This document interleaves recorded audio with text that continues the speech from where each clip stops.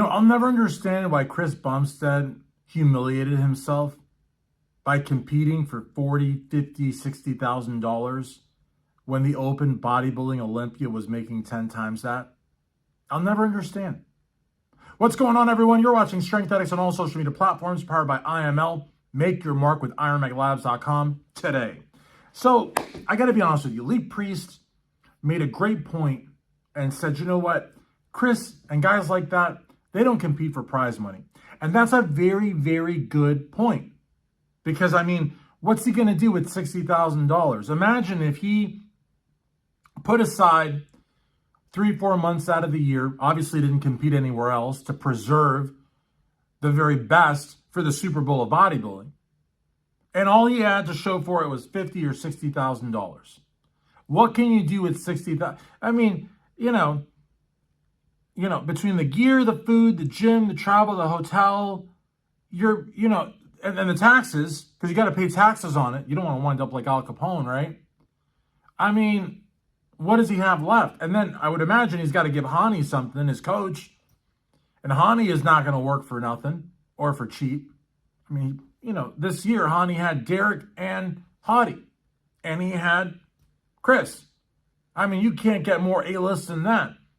You got to give him at least 20 points, I would think. I don't know. I don't know what the split is. But assuming you give him 20%, and that would be off of the top, I would think. And then all the other things, taxes and all the other expenses, what does he have? I mean, what does he put in his pocket? $5,000? $7,500? It's an insult. Now, to Lee's point, he's 100% correct. I mean, Chris has got his own companies, a gajillion sponsors. But I say put that aside. I say if the top prize in the sport of your choice is not paying the bills, why are you doing it? I mean, when I went to I always cite this example, and I'm going to continue doing so because it's a really good example. 2 years ago, 3 years ago, I went to the Natural Vitamins Epic Block Party in Ozone Park, New York. This is just this massive event at a supplement store. All the companies are there. PJ was there. I was there. Jen Strobo was there for Blackstone Labs. You had Nick Walker there. Chris Bumstead was there. Brandon Curry was there. Evan Centopani was there. A few other people. Big name people. And I remember walking behind the store. It was 4 blocks, 5 blocks, 6 blocks, 7 blocks. I could not see the store anymore. And there were still people patiently waiting in line. So what did I do? I've got the footage at Strength Addicts. If I'm lying, I'm dying. Go look at it. 8, 9, maybe more than 9 people, like 95% of the people were there for Chris Bumstead. They weren't there for Nick Walker. He had just won the Arnold Classic or something like that. They weren't there for him. They weren't there for Brandon or Evan. They weren't there for PJ. They were there for Chris Bumstead. Now, Chris Bumstead has like 15, 20, 25 million followers on Instagram alone. Now, back to Lee's point, how many of those people go to bodybuilding shows? How many of those people will buy tickets or pay-per-views or supplements or clothes? I don't know. Good point, though, but I don't know.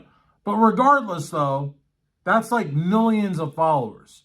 Now, I would say that Chris Bumstead is more popular than any guy doing the men's open bodybuilding division at the Mr. Olympia. More popular than Hadi, more popular than Derek, more popular than Samson or Brandon, a former Mr. Olympia. You could even have Big Ramy in there who didn't compete this year. You could bring back Jay Cutler, bring back Ronnie Coleman, bring back Dorian. You could pull from different eras. Chris Bumstead would still be more popular than all of them. The only one would be Arnold, but Arnold is like the king of everything. So if Chris is so popular and he's bringing so many people, maybe he's not bringing 30 million, but even if he brought 8 million or 500,000, imagine the income that he's generating. Now, I understand he's a part owner of Raw. He's got his own energy drink, Bum Energy, whatever it's called, and he's got a gajillion other sponsors showering him with money. But my point is, if he cannot, make it, by winning the top title in the sport of his choice, then to me, that's a humiliation. To me, by him signing up and competing under those circumstances, he's humiliating himself 100%. Now, this is the way that it's been done forever. Bodybuilding is the flagship division. Bodybuilding is what started it all. I get it.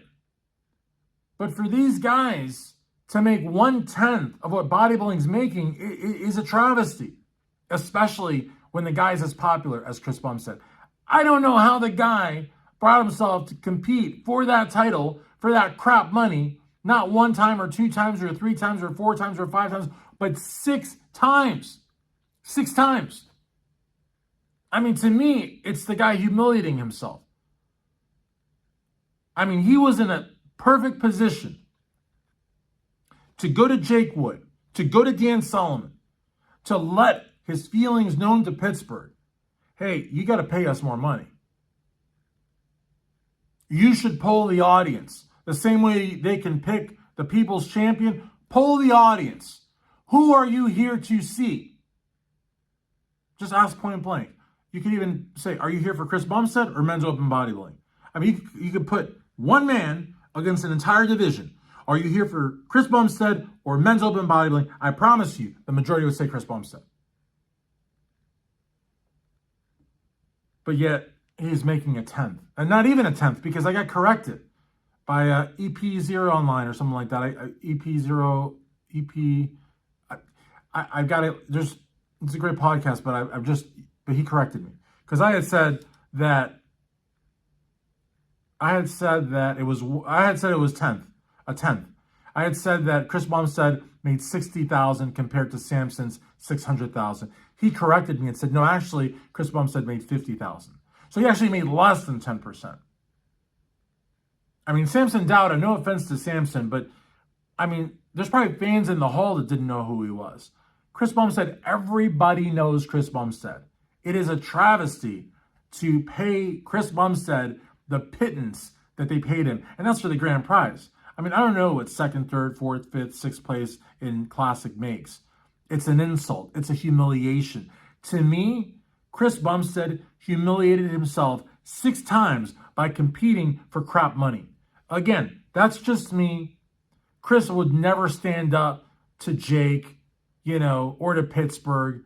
It goes back to those Olympias where Lee was fighting to get the guys that didn't place some money to go back home with. It goes back to those Olympias where Sugar Sean Ray and Bob Ciccarello, when they were rebels, were trying to stir it up and fight for the athletes. But listen, these athletes are terrified of the suits. They'll never say 2 words.